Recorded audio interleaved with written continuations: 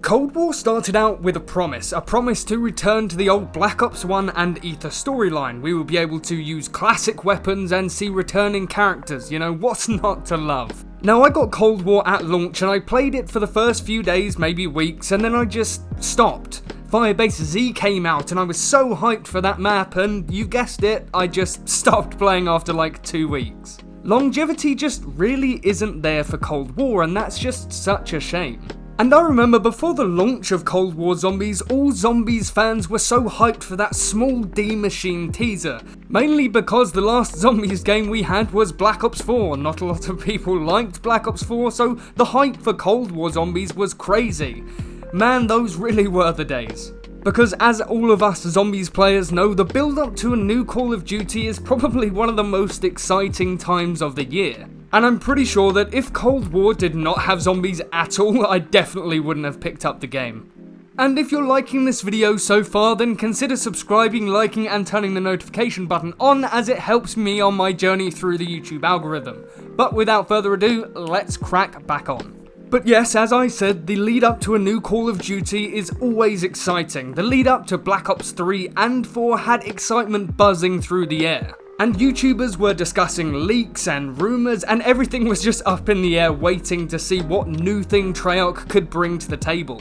And the strange thing is that with Cold War, that hype really didn't stick. One map was not enough to keep me satisfied. And if you think about it, every Treyarch game except World at War and Cold War had more than one map on launch. Which I guess is kind of strange because Treyarch have said that this is going to be the definitive Zombies experience at the moment. But in all honesty, I just really think that the only reason they brought out one map for Cold War at launch was because of the current pandemic that's going on right now. Which is most likely the reason we only got one map on launch, and I'm fine with that. But by the time of Black Ops 1's launch, it had 5, Kino, and Dead Ops Arcade.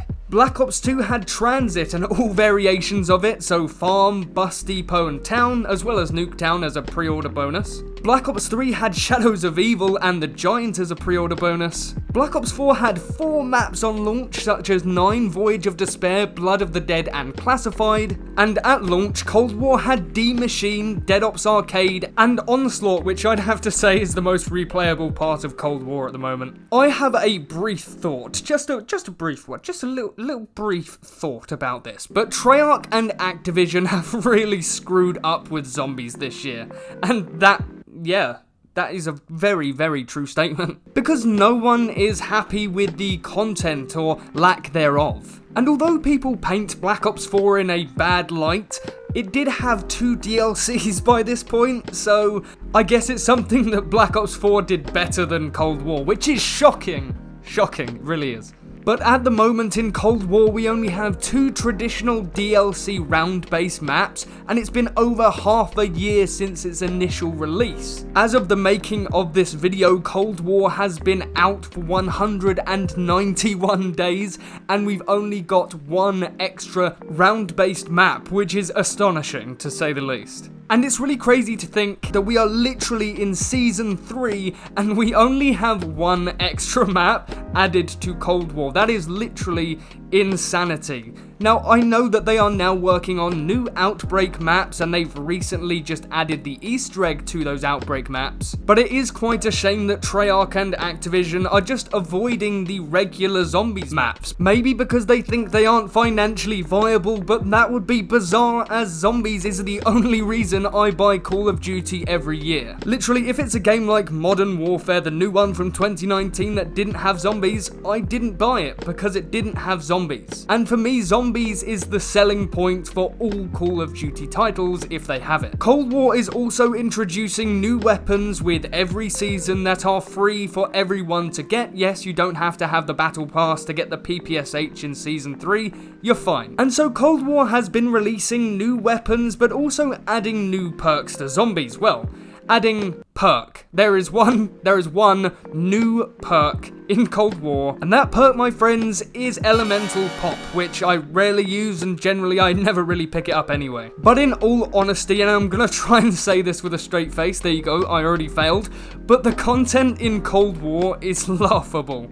Generally laughable. Because every player is clinging on to the hope that zombies content that isn't Onslaught, Outbreak, or anything like that, just regular zombies round-based map content. Because, you know, that's all us zombies players want, just a new round-based map. But sadly, that dream is slowly fleeting away. And just imagine if they abandoned zombies on Cold War just like they did with the last gen versions of Black Ops 3, where they just released one DLC and they're like, nope, fuck it, not doing anymore. But who knows, I hope that isn't the scenario. However, what I think Treyarch is attempting to do, which is making a Warzone Zombies equivalent, is working out quite well, and having a main Easter egg does really put the icing on the cake. And now the mode doesn't feel out of place in the storyline. Yes, I am a zombies storyline guy. And having the Easter egg added to the Outbreak mode will certainly help it grow and expand, just like Treyarch wants to, as they want this mode to become a permanent mode, and it will become one if it retains the player base's attention. Although, if it did fail, it would be such a shame, Treyarch, if you had to go and just make some more traditional zombie maps. Just such a shame. It would just be such a damn shame. It really would. And if my memory isn't betraying me, at this point, Black Ops 4 was actually doing a better job at keeping my attention span for more than a month. I think I generally played that game a lot more than Cold War, and I think that's actually saying something. And I do understand that this is mainly due to the pandemic and they can't release as much content as they would like, which is a shame. But on an Easter egg side of things, it is so strange that only 8.7% of players on PlayStation have completed the D Machine Easter egg. And that's really what concerns me. I think Treyarch really does have to listen to its zombies community, not the minority group who just want easier Easter eggs, but you, yes, you and I, the main collective of the community, just want interesting and most importantly fun Easter egg quests like in Black Ops 3. And certainly not some watered down McDonald's Coca-Cola bullshit. Trust me, Cold War Zombies Easter eggs are a shallow attempt to show off what was great and fun about the treasure hunts around every other zombies map, as you were looking for side Easter eggs or even item parts. If the Easter eggs need to be dumbed down for 8.7% of the PlayStation community of zombies players, I would much rather just Treyarch go down the World War II route where the Easter egg is still difficult, but players can have the steps written on their HUD. And this is just some random tangent, but I actually think that that would be a great idea. Well done me, pat on the back. I feel like that would certainly solve the indecisiveness at Treyarch of whether to make hard or easier Easter eggs. If people want a harder Easter egg, then they can just turn off this feature and vice versa. And it could probably go something like this, like Treyarch should just release a map and remove the Easter egg for a day or so, as that's the trend that they've been doing for a while.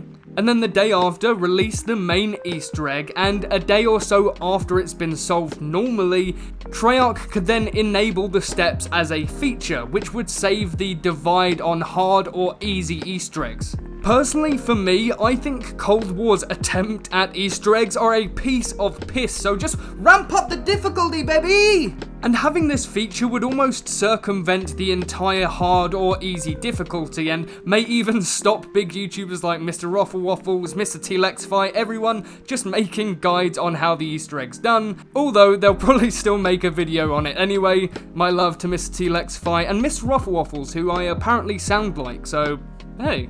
Personally, I think the main problem with Cold War is the progression of the game and how you play. Obviously, we have had zombies since 2008 with World at War, and the game does have to change with each entry to keep the player base engaged. And Cold War has some really great changes, such as the amazing new traversal system, very nice Treyarch, very nice indeed, the better refined specialist system in comparison to Black Ops 4's, being able to have more than 4 perks, and as a console player that is a blessing because I don't have a PC for mods, And also exfil, which is just a wonderful feature if you don't want to end the game by being killed. However, Cold War doesn't have everything right, as for me and hopefully others, this is in part the reason why I play Cold War vastly less than Black Ops 4, and especially Black Ops 3, which I was Prestige Master in, and although I did just subtly flex on everyone, here are my problems with Cold War's progression. Now, controversial opinion alert, I hate the class system of choosing one loadout to start with, and I know that that's the old habit, fashioned way of playing zombies, but it's in part due to the thrill of playing zombies in Black Ops 2 and getting the RPD on your first hit of the box. In Cold War, you can just start with an RPD. Where's the thrill in that? Now yes, this could happen in Cold War, you could hit the box on your first try and get the RPD. But the rarity system screws that weapon over by you having to grind to get scrap and salvage to make the weapon the best form that it can be. And it's no longer, oh yes, the RPD, it's, oh, now I have to save all my scrap and upgrade this weapon to its fullest capacity. Yay. So yes, for me, the rarity system makes the mode feel more grindy than fun. And what's the point in grinding if it's not applicable to the next time you play the game, as you will start with the same red tier variant every time. But in all fairness, at least it does keep me occupied in the game rather than just camping or training the same place for hours, so yes, there is a silver lining in this cloud. The very last nitpick that I have is quite a big one, so strap in. This will fundamentally change the way that you play Cold War. Are you ready? Where are the Mustang and Sallys? Seriously, that weapon is a goddamn classic, you hear me? I miss those weapons, even the Black Ops 4 version, even the Willing, or the King and Country as the Pack-a-Punch version's called. I know it's sad, like, seriously no one should feel like this towards Black Ops 4, but I am kidding. No, I'm not. I really want the Mustangs back. Treyarch, give it back to me. But my final criticism is a story-related one, but one that I presume that all players will agree on. I want an actual zombies crew. I need my boy Richtofen back. I feel so disconnected when playing Cold War. This may just be a personal thing, but that's how I feel about Cold War. In Black Ops 4, we had primary focus on the storyline and lesser focus on replayability. Sidebar, Black Ops 4's HUD sucks. However, Cold War sidelined the story for replayability, and that didn't even work out in its favour. Truly, Cold War Zombies is a tragedy, and in 20 years, if someone asks me about Cold War, this is exactly how I will start that tale. Have you ever heard the tragedy of Cold War Zombies? And you know what? That is quite fitting, I think. But what about you? What do you think about Cold War Zombies at the moment? Do you like it? Do you hate it? Or are you just got mixed feelings on it? Let me know in the comments section below.